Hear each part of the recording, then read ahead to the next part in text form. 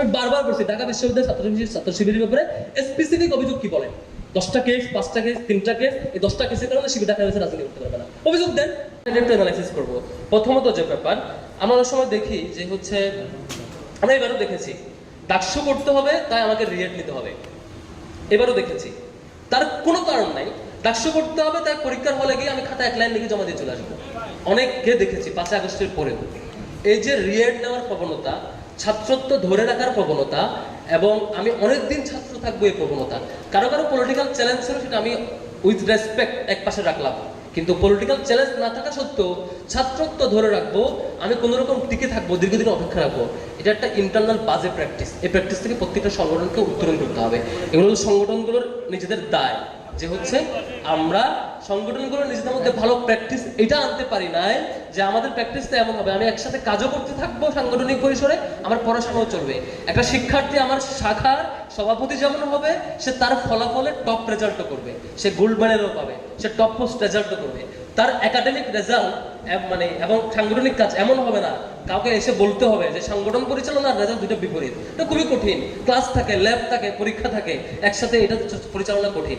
সংগঠনকে এভাবে পরিচালনা করা উচিত না।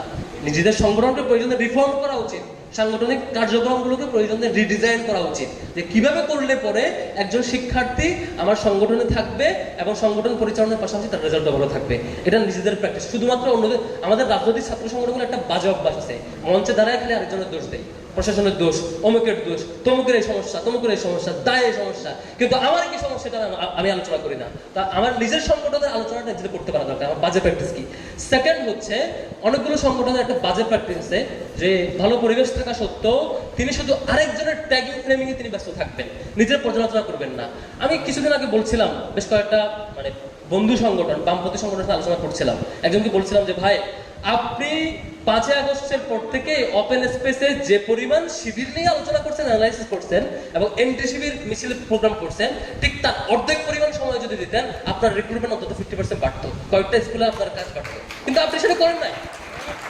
আপনি করছেন কেমন একটু বড় সাদিক কাইম পাকিস্তানি স্লোগান দিতে হয় সে চিন্তা করছেন, আপনি কখন আরেকজনের এজেন্ডা বাস্তবায়ন করতে হয় ঠেকাইতে হয় সে চিন্তা করছেন।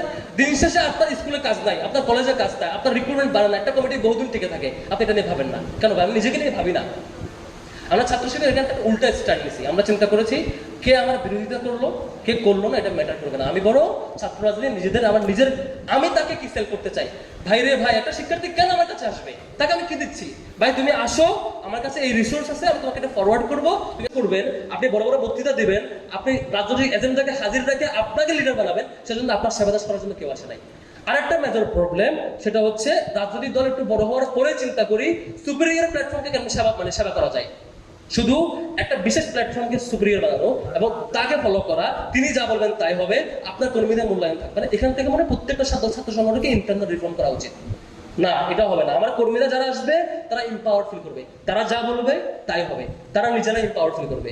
তারা আমার পিছনে ঘুরবে বা আমি তাকে নিয়ে ঘুরবো, আমি নিজে নেতা হওয়ার জন্য এই প্র্যাকটিস থাকবে না, বরং তারা আমাকে কারেকশন দেবে। আমার ছাত্র শিবিরে একটা প্র্যাকটিস করি, প্রত্যেকটা প্রোগ্রামের পরে দাঁড়ায় বলি, ভাই আমার বিরুদ্ধে আজকে আপনাদের কোনো, আমার ব্যাপারে কোনো কনসার্ন আছে কিনা। এটা আমাদের টার্ম হচ্ছে এহতেসাব, বাংলা বলে পর্যালোচনা, যে বলি যে আমাদের ব্যাপারে কোনো পর্যালোচনা আছে কিনা, বলে সভাপতি নিজে দাঁড়ায়, প্রোগ্রাম শেষে দাঁড়ায় বলে কোনো পর্যালোচনা আছে কিনা। সে নোট নাই, সভাপতির বিরুদ্ধে আজকে উপস্থিত কর্মীরা 20টা অভিযোগ নোটিয়ারে সংশোধন করার চেষ্টা করে, নিজেরা রিফর্ম করি, এটা কাজে লাগবে, নিজেরা রিফর্ম করি।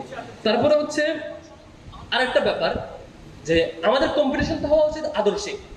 ডেমোক্রেটিক পরিবেশে সব সংগঠন একমত হবে এটা আশা করা উচিত না। ডেমোক্রেটিক পরিবেশে প্রত্যেকটা সংগঠনের আলাদা আলাদা মতামত থাকবে, এটাই সৌন্দর্য। সেজন্য এক এক সংগঠনের সাথে আরেক সংগঠনের দ্বিমত থাকবে, এটা হবে খুবই গঠনমূলক। ট্যাগিং ফ্রেমিংটা, আয়সা মব ক্রিয়েট করে তাকে থামাই দেওয়া না, আয়সা তাকে এটা করতে পারবে না, প্রোগ্রাম ক্যান্সেল করতে হবে, ওটা তার রাইট নাই, ওখানে ঢুকতে পারবে না, আমরা কয়জন একমত হলাম, চুক্তি হলাম, সে রাজনীতি করতে পারবে না। এই জিনিসটা সুন্দর স্ট্র্যাটেজি না। আপনি সিস্টেমেটিক অ্যাপ্রোচে যান, আপনি সিস্টেমেটিক অ্যাপ্রোচে থামান। আপনি তার বিরুদ্ধে, যেমন ছাত্র শিবিরের নাকি অনেক অভিযোগ ঢাকা বিশ্ববিদ্যালয়ে, আমি বারবার বলছি ঢাকা বিশ্ববিদ্যালয়ের ছাত্র শিবিরের ব্যাপারে স্পেসিফিক অভিযোগ কি বলেন? 10টা কেস, 5টা কেস, 3টা কেস, এই 10টা কেসের কারণে শিবির ঢাকা বিশ্ববিদ্যালয়ে রাজনীতি করতে পারবে না। অভিযোগ দেন, আমি ডিল করি, লিগালি ডিল করি, ফর্মালি ডিল করি, সেটা করবেন না। আপনার খালি হচ্ছে মানে শুধু এজেন্ডা হাজির করবেন। তো আজকে একজন লিডার বলতেছিল যে ছাত্র শিবির নাকি ডাকসুতে কখনো অংশগ্রহণ করে নাই, মিডিয়াতে বলে ফেলতেছে, একটা নির্দিষ্ট সংগঠনের লিডার। আমি আমার ওনাকে বলতে ইচ্ছা করছিল যে 1977 ছাত্র শিবির গঠিত হওয়ার পর থেকে 77 পরবর্তী 79 বা 80 82 বা 90 যে কয়টা রাষ্ট্র হয়েছে প্রত্যেকটা ছাত্র শিবিরের প্যানেল ছিল, কিন্তু তিনি হঠাৎ করে একটা মিথ্যা হাজির করলেন মিডিয়ার সামনে। এভাবে মিথ্যা ফ্রেমগুলো থেকে সরে আসতে হবে। এই তথ্য নির্ভর সঠিক তথ্য বলে কম্পিটিশন আসেন, তাইলে মানে সঠিক কাজটা হবে। এরপরে আসি ফাইনাল যেটা, সেটা হচ্ছে শিক্ষার্থীদের জন্য একটা ভয়হীন পরিবেশ তৈরি করা, নিরাপদ পরিবেশ তৈরি করা। আপনি খালি আরেকজনকে ট্যাগিং দেন যে অমুক দল এটা করে কেন, কিন্তু আপনি যে আরেকজনকে ভয়ের পরিবেশ তৈরি করেন যে সে শিবির করে কেন, সে বাম করে কেন, সে ছাত্রদল করে কেন, তাকে উল্টা ট্যাগ দেন, তাকে কর্নার করার চেষ্টা করেন। এই নীতি করলে আপনার রাজনীতি হয়তো 5 দিন টিকবে, 5 ঘন্টা আপনি জয়ী হবেন, 10 ঘন্টা জয়ী হবেন, 1 বছর পরে গিয়ে শিক্ষার্থীরা আপনাকে লাল কার্ড দেখাবে, আপনার পক্ষে আসবে না। এবং এটাই হয়েছে অনেক সংগঠনের ক্ষেত্রে, রিক্রুটমেন্ট অফ, শিক্ষার্থীরা আসে না, সারা দেশে কোনো কাজ নাই, নির্দিষ্ট জায়গায় 10-15 জন খালি হচ্ছে, আমরা কাজ করতে থাকি। এখান থেকে সবাই রিফর্ম করে একটু ভাবি নিজেদের।